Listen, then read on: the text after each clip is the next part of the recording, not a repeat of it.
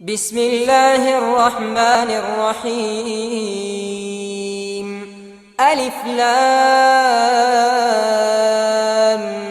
میم تنزیل الكتاب لا ریب فیہ من رب العالمین۔ السلام علیکم ورحمۃ اللہ وبرکاتہ۔ الحمد للہ رب العالمین الہ الاولین والآخرین والصلاة والسلام الأكملان الأتمان على من بعثه الله رحمة للعالمين نبينا وإمامنا وقدوتنا محمد وعلى آله وأصحابه أجمعين، أما بعد فأعوذ بالله من الشيطان الرجيم ومن آياته أن خلق لكم من أنفسكم أزواجا لتسكنوا إليها وجعل بينكم مودة ورحمة۔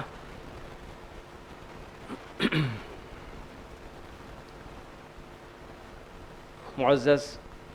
حاضرین اور حاضرات، آج یہاں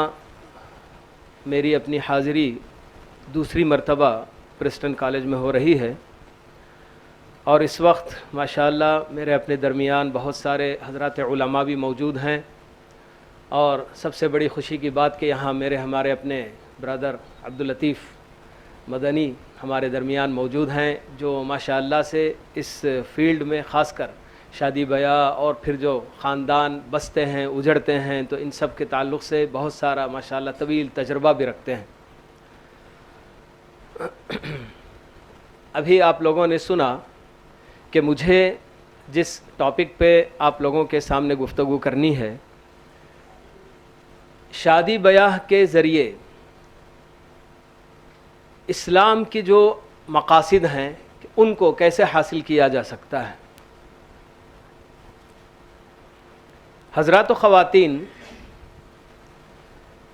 حضرت انسان کو کائنات کا ایک حصہ بنا کر پیدا کرنا، یہ اللہ رب العالمین کا حکمت پر مبنی ایک فیصلہ ہے۔ کائنات میں بہت ساری مخلوقات اللہ تعالیٰ کی پائی جاتی ہیں، تو ویسے ہی انسان کو بھی کائنات کا ایک حصہ بنا کر پیدا کرنا یہ اللہ تعالیٰ کا اپنا فیصلہ ہے۔ اسی کے ساتھ اللہ رب العالمین نے انسان کو اور ساتھ میں جنات کو بھی مکلف بنایا، یعنی کہ ان کی جو بھی ایکٹیویٹیز ہوں گی، جو بھی یہ فعل اور قول ان سے صادر ہوں گے، ان سے نکلیں گے، جو بھی یہ کریں گے اور جو بھی کہیں گے، یہ ایسے ہی چھوڑ نہیں دیا جائے گا، بلکہ ان پر ان سے پوچھ ہوگی کہ تم نے یہ کیوں کیا اور یہ کیوں کہا۔ تو مکلف ہونے کا مطلب یہ کہ اللہ رب العالمین کی طرف سے ہم انسانوں کو اس دنیا میں بسا کر اللہ تعالیٰ نے یہ ہم کو جو بتا دیا کہ میری طرف سے تمہارے پاس انسٹرکشنز آئیں گے، بہت ساری ہدایات آئیں گی کہ ان کی روشنی میں تم کو زندگی گزارنی ہے۔ یہ اللہ تعالیٰ کا اپنا فیصلہ، اور ہم انسانوں ہی کے لیے اللہ رب العالمین نے جنت اور جہنم جیسی چیزیں بھی بنائی ہیں۔ ثواب اور عقاب کا اللہ تعالیٰ نے قانون مقرر کیا ہے۔ تو اسی لیے اللہ رب العالمین نے قرآن کریم کی آیتوں میں یہ بات بتا دی، سورہ بقرہ میں بھی اور سورہ طٰہٰ میں بھی اللہ تعالیٰ نے یہ بات بتائی ہے کہ اما یأتینکم منی ھدی فمن اتبع ھدای فلا یضل ولا یشقی۔ سورہ طٰہٰ میں اللہ تعالیٰ نے یہ بات بتائی کہ میری طرف سے تمہارے پاس ضرور ہدایات آئیں گی، اور جو بندہ میری ان ہدایات کو فالو کرتے ہوئے، میرے انسٹرکشنز کو فالو کر کے زندگی گزارے گا، تو وہ نہ اس دنیا میں کبھی گمراہ ہوگا اور نہ ہی وہ کہیں بدبخت، نہ دنیا میں نہ آخرت میں کہیں بدبخت بھی ہوگا۔ اب یہ جو ہدایات اور یہ جو قوانین اللہ تعالیٰ نے ہم کو دیے ہیں، انہی قوانین کے مجموعے کو ہم شریعت اور دین کہتے ہیں۔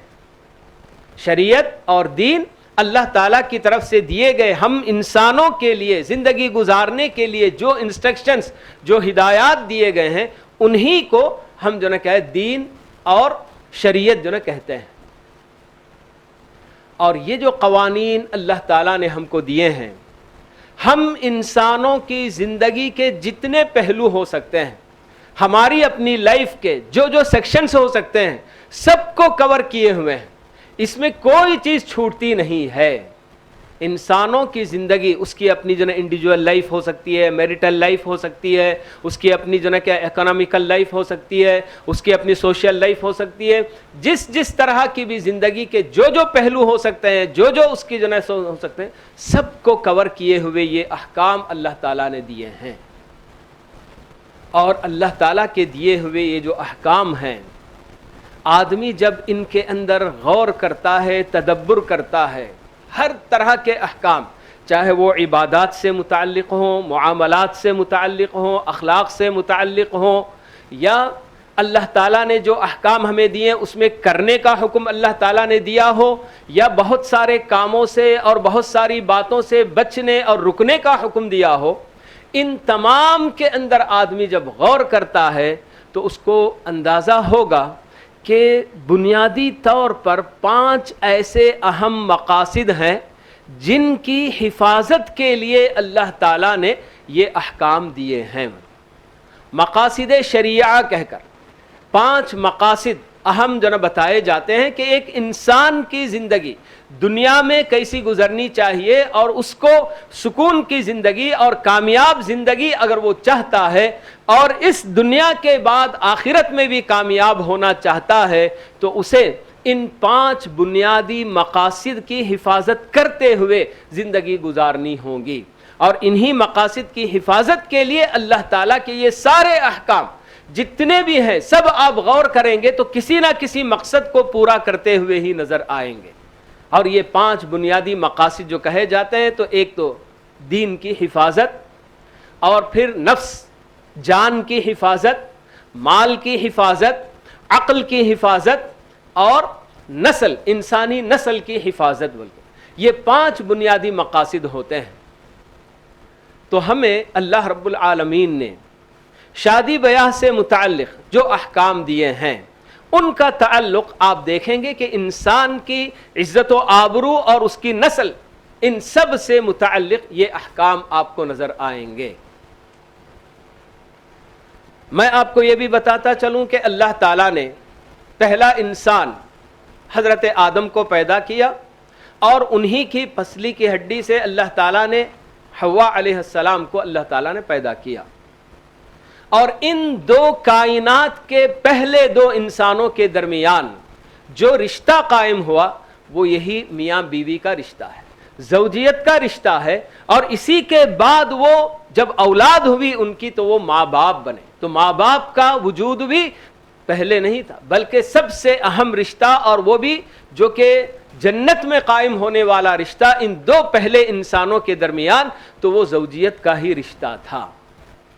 جی، تو اسی کو اللہ رب العالمین نے سورہ نساء کی پہلی آیت کے اندر یہ بات واضح کر کے بتا دی کہ یا ایھا الناس اتقوا ربکم الذی خلقکم من نفس واحدہ وخلق منها زوجها وبث منهما رجالا کثیرا ونساء. سارے انسانوں کو، سارے لوگوں کو، صرف مسلمانوں کو نہیں بلکہ اللہ تعالیٰ نے سارے انسانوں کو یہ حقیقت بتائی ہے کہ یا ایھا الناس اتقوا ربکم الذی خلقکم من نفس واحدہ، کہ جس نے تمہیں صرف ایک نفس سے پیدا کیا، اور وہ آدم، وخلق منها زوجها، اور آدم ہی سے اللہ تعالیٰ نے اس کا جوڑا پیدا کیا. اور ان دونوں کے ذریعے بہت سارے مرد، بہت ساری عورتوں کو اللہ تعالیٰ نے پھیلا دیا. جیسے کہ ہم دیکھ رہے ہیں کہ یہ دنیا آج انسانوں کے سمندر میں بالکل جو ہے کیا غوطہ زن ہے. لیکن یہاں اللہ تعالیٰ نے ہم انسانوں کو یا ہماری اپنی نسل اس کو جو ہے کہ اسپریڈ کرنے کے لیے، اس کو پھیلانے کے لیے اللہ تعالیٰ نے اسی آیت کے اندر جو اپنی سنت اور اپنا قانون بتایا ہے، وہ کیا ہے کہ انسانوں کو اللہ تعالیٰ نے 2 جنڈر میں پیدا کیا، میل اور فیمیل میں، اور ایک دوسرے کو اس کی ضرورت اللہ تعالیٰ نے رکھی کہ میل کو فیمیل کی ضرورت اور فیمیل کو میل کی ضرورت بنی. تو یہ ایسی سنت کہ اللہ تعالیٰ اگر چاہتا تو دنیا میں جتنے انسانوں کو پیدا کرنا تھا اللہ تعالیٰ چاہتے تو جیسے آدم کو پیدا کیا ویسے بنا سکتے تھے اللہ تعالیٰ، لیکن اللہ تعالیٰ نے اس یعنی کہ جوڑے کو بنا کر اور ان کے ملاپ کے ذریعے انسان وجود میں آئیں اور یہ پھیلتے جائیں، اور اس کے پیچھے بہت سارے اعلیٰ مقاصد، بہت سارے گولز لے کر اللہ تعالیٰ نے اپنی یہ سنت اس دنیا کے انسانوں کے اندر جو نہ رکھی ہے کہ انسان جب ایک مرد اور ایک عورت ان کا آپسی جسمانی تعلق ہوتا ہے تو پھر اس کے بعد ایک اور انسان وجود میں آتا ہے. تو اس کے لیے اللہ رب العالمین نے دوسری یعنی کہ جیسے کائنات میں اور بھی جو جوڑے پائے جاتے ہیں انسانوں کے علاوہ، ان جوڑوں کے اندر اللہ تعالیٰ نے یہ قانون نہیں رکھا کہ اس تعلق کو بڑا ہی محترم قرار دیا جائے، بلکہ جتنے بھی چرند پرند جانور پرندے وغیرہ یہ سب ہیں، وہاں ایسا کوئی نظام نہیں پایا جاتا ہے کہ ایک مرد ایک عورت کے ساتھ بالکل جو ہے کیا ہے کہ عزت اور احترام کے رشتے سے جڑے گا، بلکہ وہاں بغیر کسی قانون کے اللہ تعالیٰ نے ان کو آزادی دے رکھی ہے. لیکن انسانوں کے لیے اللہ رب العالمین نے ایسے ایسے قوانین خاص کر اس رشتے کے لیے کہ زوجیت کا رشتہ ایک مرد اور ایک عورت کے درمیان جب یہ ازدواجی زندگی کا ان کے شروعات ہوں گی تو اس سے پہلے ہی بہت سارے ایسے احکام اور ایسے آداب اللہ تعالیٰ نے بتائے ہیں کہ جن کی روشنی میں اگر آدمی زندگی گزارے گا تو انشاءاللہ اللہ تعالیٰ کے پاس اس دنیا میں بھی کامیابی اس کو ملے گی اور آخرت میں بھی کامیابی مل سکتی ہے. جتنے بھی احکام اللہ تعالیٰ نے ہم کو دیے ہیں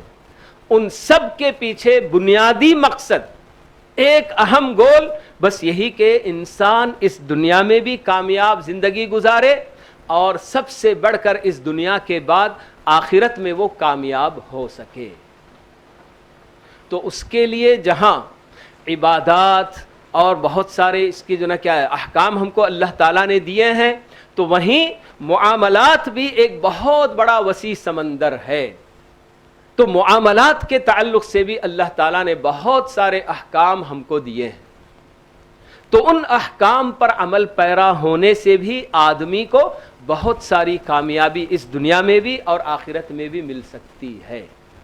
اگر کوئی بندہ صرف عبادات کی حد تک اپنی جگہ پر بڑا پابند رہا لیکن معاملات میں بالکل بھی اللہ تعالیٰ کے احکام کی اگر وہ پابندی نہیں کرے گا تو اس کے لیے ہم کامیابی کی ضمانت بالکل نہیں دے سکتے. اللہ تعالیٰ جتنے بھی احکام دیے اللہ تعالیٰ یہی چاہتے ہیں کہ تمام احکام پر انسان عمل پیرا ہوں، تبھی ان کے لیے کامیابی میسر ہو سکتی ہے. تو اب یہ جو اللہ رب العالمین نے ہم انسانوں کو پیدا کیا اور اس میں جیسے کہ ہم نے معلوم کیا کہ سب جانتے ہیں، کوئی نئی بات میں نہیں بتا رہا ہوں کہ انسانوں کے دو جنڈر اللہ تعالیٰ نے بنائے. اس رشتے میں خاص کر مرد اور عورت کا جب رشتہ ہے تو کہیں کوئی مرد یہ نہ سمجھ لے کہ میں مرد ہونے کے حساب سے افضل ہوں عورت کے مقابلے میں. اس لیے اللہ رب العالمین نے مردوں کے لیے بھی بہت سارے ہدایات دیے ہیں اور دوسری طرف عورتوں کے لیے بھی خصوصاً اپنے شوہروں کے ساتھ کیسے ان کی جو نا کیا ہے زندگی ہونی چاہیے اس کے تعلق سے بھی اللہ تعالیٰ نے احکامات دیے ہیں. یہ آیت جو سورہ نساء کی پڑھی گئی تو اس کے آخر میں اللہ تعالیٰ یہ بھی بتاتے ہیں کہ ان اللہ کان علیکم رقیبا، کہ اللہ تعالیٰ تم پر ہمیشہ نگرانی کرتا ہے. اللہ تعالیٰ کی نگرانی سے کوئی بھی انسان کہیں بھی کیا ہے اوجھل نہیں ہو سکتا. دنیا میں پوری کائنات میں کوئی ایسی جگہ کوئی ایسا مقام نہیں کہ جہاں بندہ یہ سمجھ سکے کہ میں اب اللہ تعالیٰ کی نگاہوں سے بالکل جو ہے کہ چھپ گیا.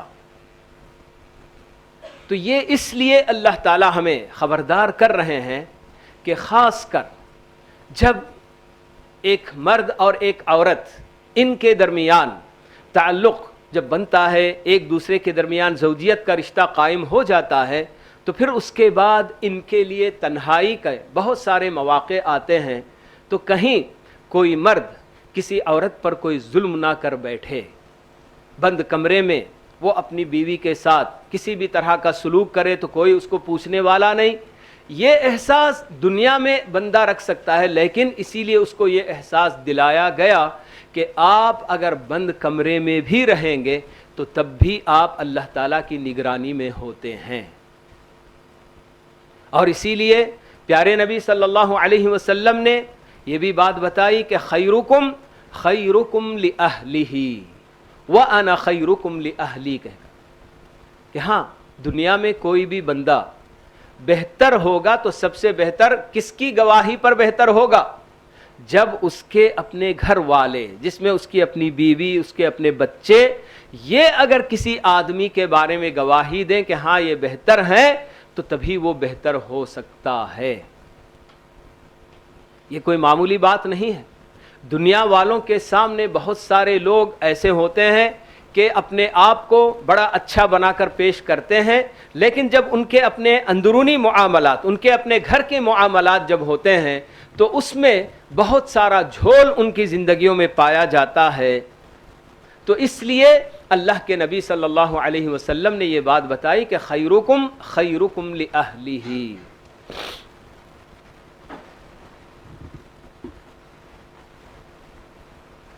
یہ جو تعلق ایک مرد ایک عورت کا قائم ہونا ہے، اور اللہ تعالیٰ کی اپنی یہ حکمت کا فیصلہ کہ انسانی نسل اس وقت تک برقرار رہے جب تک کہ یہ دنیا باقی رہے گی. اب اس کی فنا کا ایک وقت اللہ تعالیٰ نے مقرر کیا ہے جو اللہ تعالیٰ ہی کو اس کا علم ہے، لیکن چونکہ یہ اللہ تعالیٰ کا مطلوب اور اس کا مقصود ہے کہ انسانی نسل بھی دنیا باقی رہنے تک باقی رہنی چاہیے، تو اسی لیے ہر وہ کام جو اللہ تعالیٰ کا مقصود ہو، اللہ تعالیٰ کو مطلوب ہو، تو اس کے اندر یقیناً خیر ہی خیر ہونا چاہیے. کوئی بھی ایسا کام اللہ تعالیٰ ہرگز نہیں چاہیں گے کہ جس کے اندر شر ہو، شر محض، یا شر کا غلبہ ہو اور اسے اللہ تعالیٰ چاہیں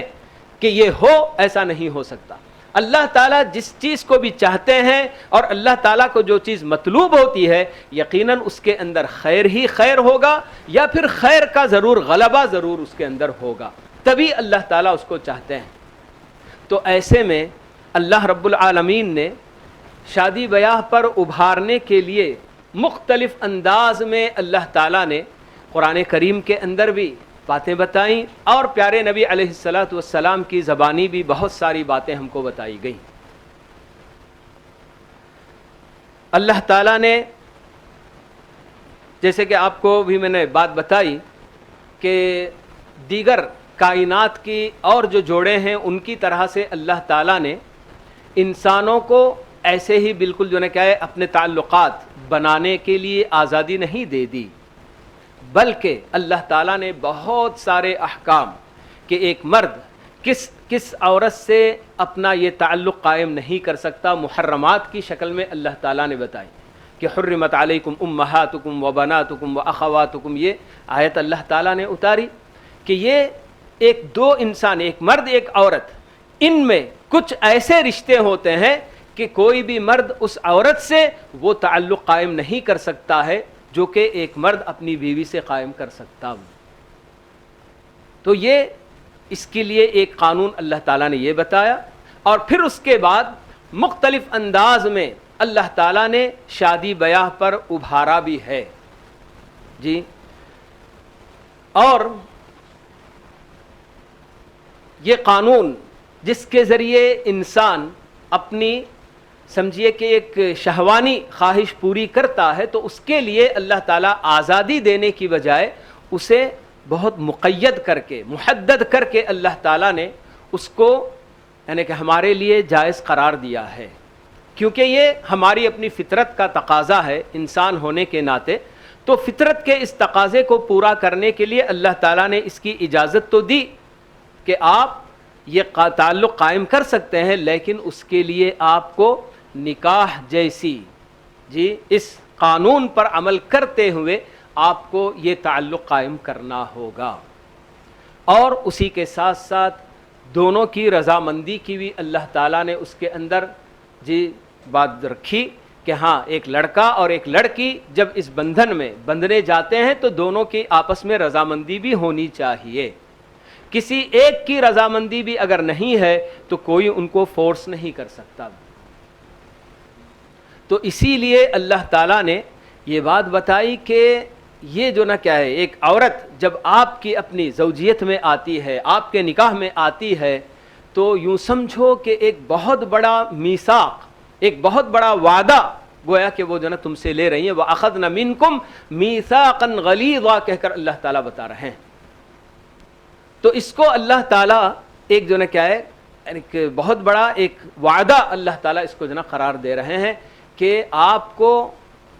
شوہر ہونے کی حیثیت سے آپ کی اپنی کیا ہے زوجیت میں جو آ رہی ہے، تو وہ آپ سے ایک بہت بڑا میثاق گویا لے رہی ہے۔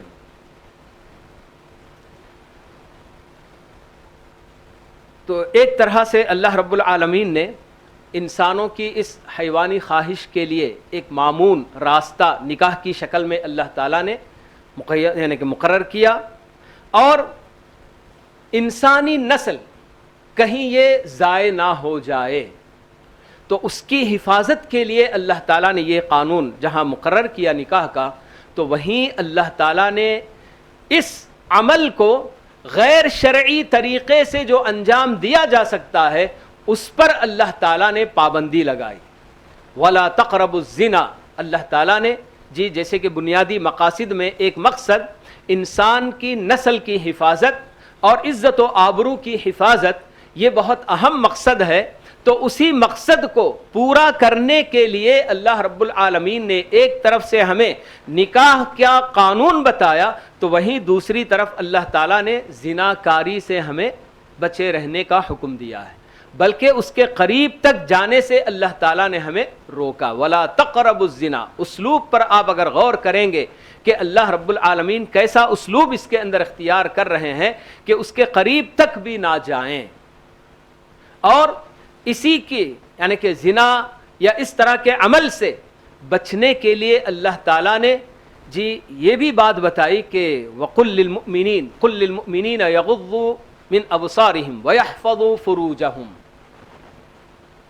اور ویسے ہی عورتوں کے لیے بھی کہا گیا وَقُلْ لِلْمُؤْمِنَاتِ يَغْضُضْنَ مِنْ أَبْصَارِهِنَّ وَيَحْفَظْنَ فُرُوجَهُنَّ،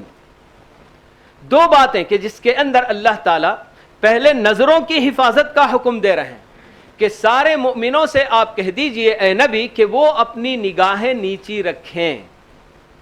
اور اپنی شرمگاہ کی حفاظت کریں، اور ویسے ہی عورتوں سے بھی آپ کہہ دیجئے مومن عورتوں سے کہ وہ اپنی نگاہیں نیچی رکھیں اور اپنی شرمگاہ کی حفاظت کریں۔ ان دو باتوں کو جو جوڑ کر کہا گیا ہے، تو اس سے یہ بات ہمیں سمجھ میں آتی ہے کہ آدمی اپنی شرمگاہ کی حفاظت کرنے سے اس وقت چوکتا ہے جب وہ اپنی نگاہوں کی حفاظت نہیں کرتا۔ عام طور پر پہلا عمل اور پہلا کام آپسی نگاہوں کا ملنا ہی ہوتا ہے، جب نگاہیں چار ہوتی ہیں تو پھر اس کے بعد ہی بالکل کیا ہے آخری مرحلہ اپنی شرمگاہ کی حفاظت سے آدمی چوکنے تک پہنچتا ہے۔ اور اسی وجہ سے ہی اللہ رب العالمین نے جہاں مومنوں کی بہت ساری خصوصیات اور ان کی صفات بتائیں، تو اس میں اللہ تعالیٰ نے یہ بھی بتایا والذین هم لفروجہم حافظون، بہت ساری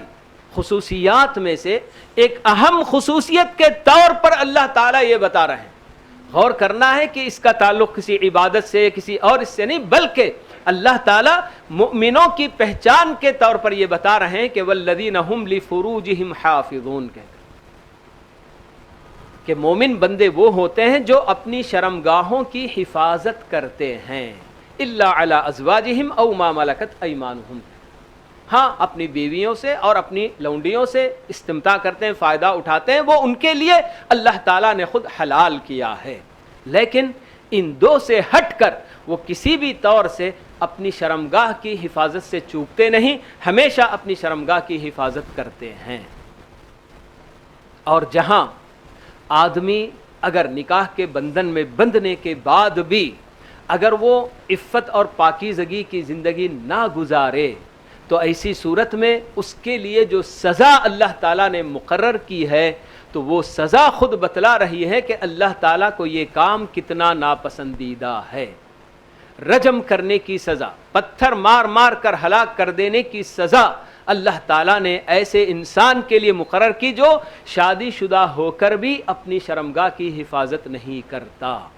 حلال طریقے سے استعمال کرنے کی بجائے اسے حرام میں اگر استعمال کرتا ہے تو اس کے لیے اتنی گمبھیر اور اتنی گھناؤنی سزا، بالکل گھناؤنی نہیں کہیں گے ہم بلکہ اتنی بڑی اور گمبھیر سزا اللہ تعالیٰ نے اس کے لیے مقرر کی ہے۔ تو ایک طرف سے اس رشتے کو اللہ تعالیٰ نے اتنا پاکیزہ، گویا کہ اس رشتے کی بنیاد ہی ایسی ہے کہ اس کی بنیاد بالکل پاکیزگی، طہارت اور عفت پر ہونی چاہیے، اسی لیے اللہ تعالیٰ نے یہ سب قانون اللہ نے ہم کو بتائے ہیں۔ اور اس قانون کے ذریعے، نکاح کے اس قانون کے ذریعے بالکل اللہ تعالیٰ نے گویا کہ دیگر اور معاشرے میں، دیگر اور سوسائٹیز وغیرہ میں جہاں عورت کی پامالی ہوتی ہے تو عورت کو پامال ہونے سے بھی اللہ تعالیٰ نے اس کی حفاظت کی ہے، اس کی تکریم اللہ تعالیٰ نے اس کے ذریعے کی ہے کہ اے مرد، تجھے اللہ تعالیٰ نے مرد بنایا ہے تو یہ تیرا کوئی کمال نہیں بلکہ یہ اللہ تعالیٰ کا اپنا فیصلہ کہ تجھے مرد بنایا جائے۔ اور کسی عورت کو اللہ تعالیٰ نے عورت بنایا تو اس میں اس کی کوئی خامی اور کوئی کمزوری نہیں بلکہ یہ اللہ تعالیٰ کا اپنا فیصلہ کہ اسے عورت بنایا جائے۔ لیکن انسان ہونے کے ناطے سب اللہ رب العالمین کی نگاہ میں برابر ہیں، مرد کو اپنے مردانگی پر یا اپنے مرد ہونے پر کوئی فخر کرنے کی ضرورت نہیں اور عورت کو عورت ہو کر اپنے آپ کو کچھ کمتر سمجھنے کی بھی کوئی ضرورت نہیں۔ تو گویا اللہ تعالیٰ نے نکاح کے اس قانون کے ذریعے عورت کو مرد کے ہاتھوں کھلونا بننے سے، کہ جہاں ایک ایسا چارہ کہ جسے ہر کوئی چر لے، ایسی جو بات نہیں ہو سکتی ہے بلکہ اس کے لیے ایسا قانون اللہ تعالیٰ نے بنایا کہ بس نکاح ہی کے ذریعے آپ کسی عورت کو اپنے لیے حلال کر سکتے ہیں۔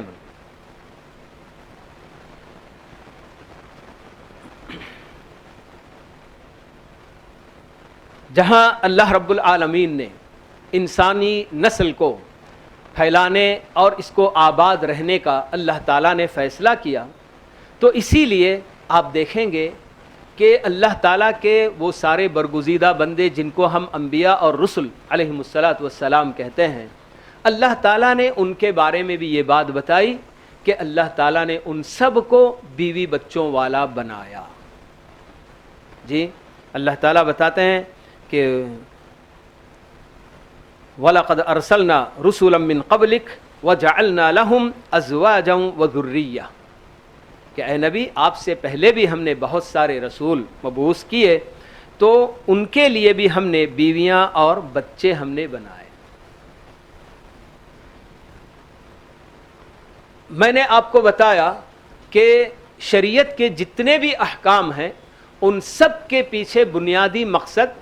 دنیا کی کامیابی اور آخرت کی کامیابی، یہ دونوں کامیابی مقصود ہوتی ہے، اسی لیے اللہ تعالیٰ نے احکام ہم کو دیے ہیں۔ جی جیسے کہ اللہ نے بتا دیا کہ میری طرف سے جو انسٹرکشنز تم کو ملیں گے ان پر عمل پیرا ہوں گے تو آپ نہ گمراہ ہو سکتے ہیں نہ بدبخت ہو سکتے ہیں۔ اور دوسری جگہ اللہ نے بتایا کہ لا خوف علیہم ولا هم یحزنون کہہ کر کہ جو اللہ تعالیٰ کے احکام کی پیروی کر لیں گے تو ان کے لیے کسی قسم کا کوئی خوف اور خطرہ بھی نہیں اور نہ ہی وہ غمگین ہو سکتے ہیں۔ تو اسی وجہ سے ہی اللہ تعالیٰ نے اس قانون کے ذریعے آدمی یعنی کہ نکاح کرے اور ایک مرد اور ایک عورت شرعی طور پر اللہ تعالیٰ کے بتائے ہوئے قوانین کے ماتحت وہ جب جڑیں گے اور ان کے ذریعے انسانی نسل پیدا ہوگی تو اللہ تعالیٰ نے یعنی اس دنیا کی کامیابی اور اخروی کامیابی کے لیے بھی بہت سارے اسی کے اندر گویا کہ مقاصد رکھ کر اللہ تعالیٰ نے اپنی یہ سنت بنائی ہے کہ آدمی شادی بیاہ سے پہلے ہی سے جی اس کو بتایا جاتا ہے کہ ہاں آپ اگر شادی کریں گے تو آپ کے اوپر اپنی بیوی کے لیے بہت سارے حقوق اور بہت ساری ذمہ داریاں ہوں گی، اور ایک لڑکی کو بھی بتایا جاتا ہے کہ جب شادی ہو جائے گی تو تمہارے اوپر اپنے شوہر کے بہت سارے حقوق اور اس کی بہت ساری ذمہ داریاں ہوں گی۔ تو طرفین سے میاں اور بیوی ان دونوں ہی طرف سے جب اپنے اپنے حقوق کو پہچان کر اور اپنی اپنی ذمہ داریوں کو پہچان کر ان پر اگر صحیح طریقے سے عمل کیا جاتا ہے تو یہ خود بھی اللہ رب العالمین کے قرب کا ایک ذریعہ ہوتا ہے۔ شادی بیاہ اس کا مقصد صرف اور صرف اپنی شہوانی خواہشات کو پورا کرنے کی حد تک یہ چیز نہیں ہوتی ہے، بلکہ اسے اگر آدمی نیت صالحہ کے ذریعے اس زندگی میں جب قدم رکھتا ہے تو پھر یہ چیز اس کے اپنے لیے آخرت بنانے اور آخرت بلکہ اللہ تعالیٰ سے قریب تر ہونے کا ذریعہ بھی بن سکتی ہے یہ چیز، بشرطے کہ وہ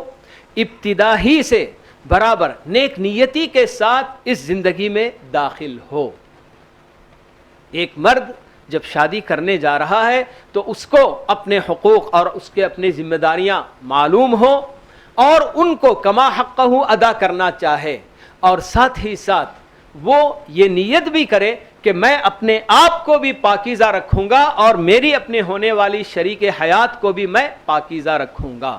عفت کی زندگی گزارنے کے مقصد سے جب آدمی اس کے اندر قدم رکھتا ہے تو اللہ تعالیٰ کی طرف سے اس کو مدد بھی ملتی ہے۔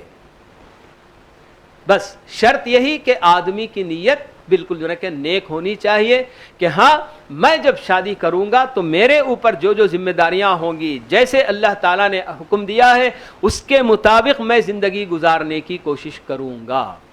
تو پھر ایسی صورت میں اللہ تعالیٰ جو دنیا اور اخروی کامیابی کے لیے جو احکام دیے ہیں تو اس شکل میں بھی تو ان میں بھی آدمی اپنی جو ہے کہ کامیابی تلاش کر سکتا ہے۔ اور شادی کے بعد اللہ تعالیٰ کے فیصلے سے جب اولاد بندے کو اگر نصیب ہوگی تو اس اولاد کی صحیح تربیت کا بھی وہ عزم کرے پہلے ہی سے کہ ہاں اللہ تعالیٰ اگر مجھے اولاد سے نوازے گا، اس نعمت سے اللہ تعالیٰ مجھے مالا مال کرے گا تو میں اپنی اولاد کو نیک اور صالح بنانے کی کوشش کروں گا۔ اب یہ سب جب ایک عورت اور ایک مرد ان کا جو ہے کیا ہے رشتہ زوجیت کا بنتا ہے تو یوں سمجھیے کہ ایک خاندان کی بنیاد پڑتی ہے۔ پہلی یہ دو بیج بالکل جو ہے کہ انہی کے ذریعے ایک خاندان وجود میں آتا ہے، اور خاندان کئی خاندان جب ملتے ہیں تو پھر انہی کے ذریعے ایک کمیونٹی اور ایک سماج وجود میں آتا ہے۔ تو سماج اگر آپ چاہتے ہیں کہ بالکل اپنی اس یعنی کہ اس ازدواجی زندگی میں قدم رکھتے ہوئے ہی کہ میں اپنی جگہ پر اپنے خاندان کی پوری حفاظت کروں گا اور اللہ رب العالمین کے جو مقاصد ہیں اس کے پیچھے میں ان کو جو حاصل کرنے کی کوشش کروں گا اور اس کی رہنمائی میں زندگی گزارنے کی کوشش کروں گا، تو پھر ہر خاندان اگر یہ سوچے گا اور اسی کے مطابق عمل پیرا ہوگا تو پھر خاندانوں سے مل کر بننے والی جو کمیونٹی ہوگی، جو سماج ہوگا، تو وہ بھی یقیناً اپنی جگہ پر بالکل نیک اور صالح سماج جو ہو سکتا ہے۔ اور آج دنیا کو اسی کی ضرورت ہے، نیک اور صالح سماج کی۔ یہ مثال جیسے کہ اللہ کے نبی صلی اللہ علیہ وسلم نے اپنے دور میں بالکل ایک ایسی جو ہے کہ ایسا سماج بنا کر دنیا والوں کے سامنے پیش کیا کہ جو ہر طرح سے بالکل نیک اور صالح جو ہے معاشرہ جس کو کہتے ہیں۔ تو یہ ساری چیزیں جی اسی وقت ہو سکتی ہیں کہ جب آدمی بالکل جو ہے کہ ابتدا ہی سے بالکل اپنی نیت درست رکھ کر جی اس یعنی کہ اس زندگی کے لیے آگے بڑھے ملک۔ تو بہرحال اللہ رب العالمین نے مختلف انداز میں شادی بیاہ پر ابھارا ہے، تو اس کے لیے ایک تو مثال میں نے دی کہ کس طرح سے انبیاء اور رسول کے بارے میں اللہ تعالیٰ نے بتایا کہ یہ ایسا عمل ہے کہ جو انبیاء کی سنت رہی ہے، جی، اور اسی لیے خود اللہ کے نبی صلی اللہ علیہ وسلم نے بھی یہ بات بتا دی کہ النکاح من سنت، کہ میری ایک سنت ہے، جی، کہ نکاح بھی میری ایک سنت ہے، کہ جو بندہ اس سے دور رہے گا تو وہ گویا مجھ سے نہیں ہے، بلکہ آپ نے یہاں تک بات بتا دی تھی۔ کبھی ایسا ہوتا ہے کہ آدمی نکاح کرنے سے کتراتا ہے، تردد میں پڑ جاتا ہے کہ کہیں میں نکاح کروں گا تو میرے اوپر ذمہ داریوں کا بوجھ بڑھے گا، اور میرے اپنے پاس جی اپنے آپ کو پالنے یا اپنے بیوی بچوں کو پالنے کی سکت نہیں ہوگی، مالی اعتبار سے میں بہت کمتر ہوں، تو کہیں مجھ سے یہ بوجھ اٹھایا نہ جائے گا۔ ایسے موقع پر بھی اللہ رب العالمین یہی ہم کو بشارت دیتے ہیں اور یہی اطمینان دلاتے ہیں کہ نکاح ایک ایسا عمل ہے کہ آدمی اگر اپنے آپ کو عفیف بنا کر، پاک دامن بنا کر رکھنا چاہتا ہے، اس کے لیے بندہ اگر نکاح کر رہا ہے اور اپنی زندگی میں کامیاب ہونے کے لیے، تو پھر ایسی صورت میں اللہ تعالیٰ اس کی بھرپور مدد کریں گے۔ وَأَنْكِحُوا الْأَيَامَ مِنْكُمْ وَالصَّالِحِينَ مِنْ عِبَادِكُمْ وَإِمَائِكُمْ، اللہ تعالیٰ بتاتے ہیں کہ تم میں سے جو غیر شادی شدہ مرد اور عورتیں ہیں ان کی تم شادی کرا دو، کہ اللہ تعالیٰ بتاتے ہیں کہ إِن يَكُونُوا فُقَرَاءَ يُغْنِهِمُ اللَّهُ مِنْ فَضْلِهِ، کہ اگر ایسے بندے فقیر بھی ہیں، محتاج بھی ہیں، ان کے پاس کچھ نہیں ہے، اللہ تعالیٰ اسی کی بدولت ان کو بے نیاز بھی کریں گے، ان کو اللہ تعالیٰ بہت کچھ نوازیں گے، یہ اللہ تعالیٰ کا وعدہ ہے۔ تو اس حیثیت سے بھی اللہ تعالیٰ گویا سمجھیے کہ ہمیں اس عمل پر ابھار رہے ہیں، اور اس میں آگے بڑھنے کی اللہ تعالیٰ ہم کو تلقین بھی کر رہے ہیں۔ اور خود اللہ کے نبی صلی اللہ علیہ وسلم اسی کے متعلق ایک اور حدیث کے اندر آپ بتاتے ہیں کہ 3 قسم کے لوگ ایسے ہیں کہ جن کے بارے میں اللہ تعالیٰ نے اپنی مدد ان کی مدد اللہ تعالیٰ نے اپنے اوپر لازم کر لی ہے۔ تو اس میں سے ایک بندہ آپ یہی بتاتے ہیں کہ الناکح یرید العفاف، ایسا بندہ جو شادی کرتا ہے تو کس نیت سے شادی کرتا ہے؟ عفت اور پاک دامنی، طہارت کی زندگی گزارنے کے ارادے سے جو نکاح کرتا ہے، تو ایسے بندے کی مدد کرنا اللہ تعالیٰ نے اپنے اوپر لازم کر لیا ہے۔ تو یہ سب بشارتیں دے کر بھی اللہ تعالیٰ ہمیں اللہ اور اللہ کے رسول صلی اللہ علیہ وسلم اس کہ عمل میں آگے بڑھنے کی ہم کو ترغیب دے رہے ہیں۔ تو میں شاید کچھ لمبا وقت لے رہا ہوں، تو اس میں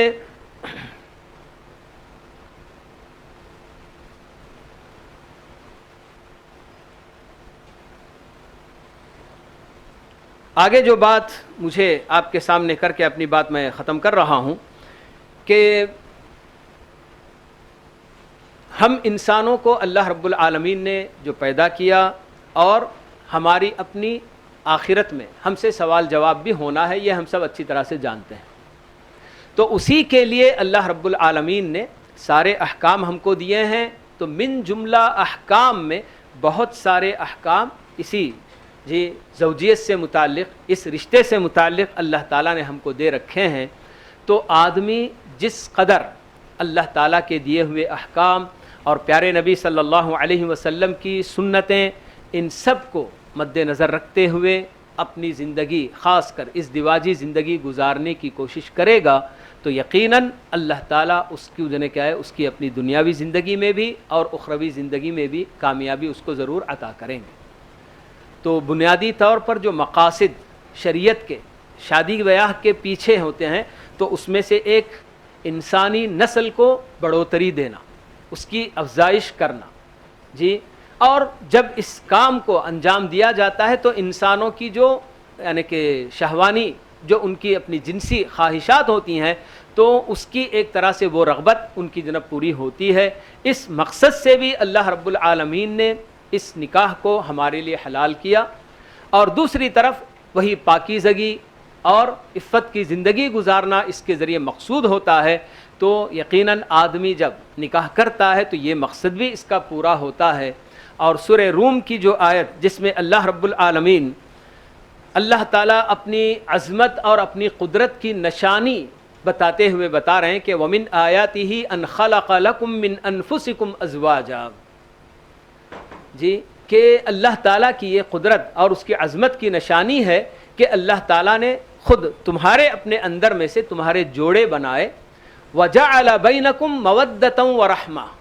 یہ بہت اہم مقصد اللہ تعالیٰ شادی بیاہ کا بتا رہے ہیں کہ تمہارے اپنے درمیان آپسی مودت، محبت ہونی چاہیے اور رحمت ہونی چاہیے، کہ یہ دو ایسی چیزیں ہیں کہ اس کا اظہار یا اس کا جو نا مظہر ہمیں کہاں نظر آ سکتا ہے؟ آدمی کے اپنے تعامل میں. معاملہ وہ جو کرتا ہے، ایک مرد اپنی بیوی کے ساتھ جو معاملہ کرتا ہے اور ایک عورت اپنے شوہر کے ساتھ جو معاملہ کرتی ہے، تو ان سب کے اندر واقعی ان دونوں میں آپس میں کتنی مودت اور محبت ہے، یہ بھی جناب اس کا اندازہ ہوتا ہے. اور اللہ تعالیٰ نے جیسے بتایا کہ لِتَسْكُنُوا إِلَيْهَا، کہ یہ جوڑے بنانے کا بنیادی مقصد یہ ہے کہ آدمی کو سکون کی ضرورت ہے، تو مرد اور عورت دونوں یکساں طور پر برابر اس نعمت سے فائدہ اٹھاتے ہیں اور دونوں کو ہی سکون اس کے ذریعے ملتا ہے. تو جو مقاصد اللہ تعالیٰ نکاح کے احکام کے ذریعے ہمیں جو کیا ہے دینا چاہتے ہیں، کہ جس کے ذریعے ہماری اپنی دنیاوی زندگی بھی کامیاب ہو سکتی ہے اور اخروی زندگی بھی کامیاب ہو سکتی ہے، تو اگر ایک مسلمان بالکل ان احکام کی پابندی کرتے ہوئے زندگی گزارے گا تو یقیناً اس کے لیے دنیا اور آخرت دونوں جہانوں میں کامیابی انتظار کرے گی. تو میں اللہ تعالیٰ سے یہی دعا کرتا ہوں کہ اللہ تعالیٰ ہم سب کو جی اس کے سارے احکام پر عمومی طور پر اور خصوصی طور پر اس دور میں، جبکہ ہمارے اپنے دور میں یہ معاملہ بڑا ہی گمبھیر بنا ہوا ہے کہ شادی بیاہ آج ہوتی ہے اور بالکل ہفتہ 10 دن کے اندر بالکل جو ہے کیا ہے رشتے ٹوٹ بھی جاتے ہیں اور دونوں کے درمیان جدائی ہو جاتی ہے. یہ سب ان احکام اور آداب کی جی ناقدری کرنے سے یا پھر اس کی جو ہے جہالت کی وجہ سے ایسے سب ہوتے ہیں. تو خاص کر اللہ تعالیٰ نے شادی بیاہ سے متعلق جتنے احکام اور جو بھی آداب ہمیں بتائے ہیں